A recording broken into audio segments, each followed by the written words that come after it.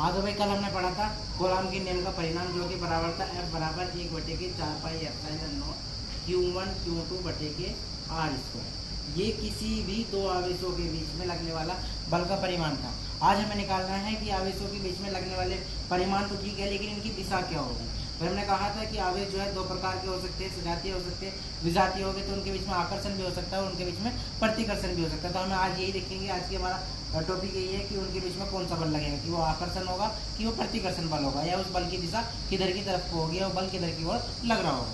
तो आज का हमारा टॉपिक है कूलॉम के नियम का सदिश स्वरूप। मान लीजिए कि हमारे पास ये एक सिस्टम है, ये एक एक्सिस है, ये वाई एक्सिस है और इधर की तरफ कोई जेड एक्सिस है। हमारे यहाँ पर मान के चलिए ए बिंदु पर कोई Q1 आवेश है और बी बिंदु पर कोई Q2 आवेश है।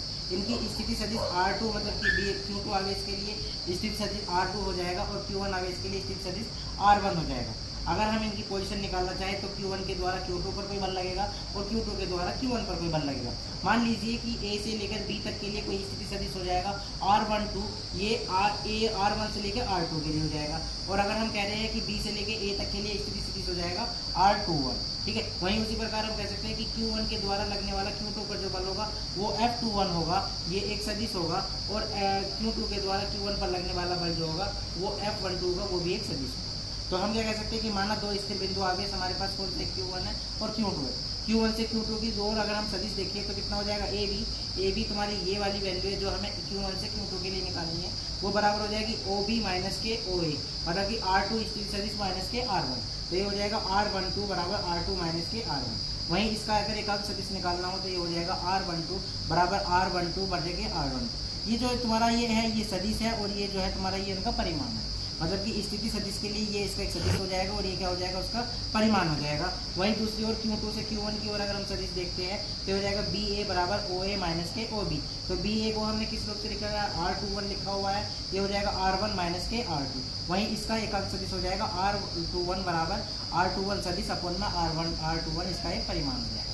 इसके लिए R12 और R21 जो है सदिश R12 और R21 के लिए एक परिमाण है। वहीं अगर हम बल निकालने की कोशिश करते हैं Q2 के द्वारा Q1 पर जो बल होगा, Q2 के द्वारा इस आवेश के द्वारा इस पर जो बल होगा उसे F12 कहेंगे। तो F12 बराबर हो जाएगा 1/4 pi epsilon not Q1 Q2 बटे के R21 का स्क्वायर। जबकि हम देख रहे हैं कि इधर से बल इधर की ओर लग रहा है तो इसकी दिशा हो जाएगी B से A की ओर, और इस दिशा को लिखने के लिए हमने लिखा हुआ है R21। तो हम इसे यहाँ पर लिख देंगे कि R21 बटे के R21, ये इसका एक सदिश है और ये इसका परिमाण है। ये वैल्यू आती है यहाँ से R21 किसके बराबर हो जाएगा, R21 बटे के R21 इसके परिमाण के लिए। अगर हम इसका परिमाण लिखते हैं तो ये आ जाएगा R की, इसका मतलब इसकी गुना इसमें कराएंगे तो हो जाएगी 2 पावर पहली थी एक ही थी, ये हो जाएगी इसकी पावर 3 हो जाएगी। और इस सदिश को हम खोलते हैं तो इसका R21 सदिश का मान कितना था भाई, R21 सदिश का मान था R1 माइनस के R2। तो इसे यहाँ पर लिख देंगे। उसी प्रकार Q1 के द्वारा जो Q2 पर बल होगा वो कितना हो जाएगा, F21 1/4 pi epsilon not Q1 Q2 बटे के R2 माइनस के R1 की पावर 3। बिल्कुल सेम इसी तरीके से यहाँ पर Q1 के द्वारा Q2 पर देख रहे हैं तो बल जो होगा F21 हो जाएगा, दिशा भी चेंज हो जाएगी, A से B पर लगने वाला बल जो हो जाएगा R12 हो जाएगा। उसी प्रकार जो इसकी वैल्यू हो जाएगी वो कितनी हो जाएगी, R2 माइनस के R1 हो जाएगी, बिल्कुल सेम वैल्यू। और हम देखते हैं कि R1 माइनस के R2 R21 के बराबर है, और R2 माइनस के R1 को हम ये भी लिख सकते हैं कि माइनस के R21। तो इसका मतलब क्या है कि R12 बराबर हो जाएगा माइनस के R21 के।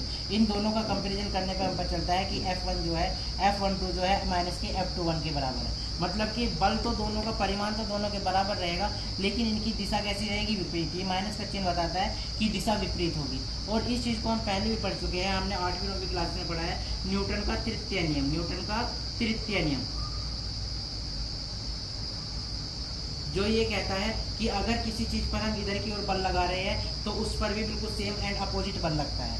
मतलब कि ये न्यूटन के विषयक तृतीय नियम का पालन भी करता है। ठीक है, आज के लिए इतना ही काफ़ी है। धन्यवाद।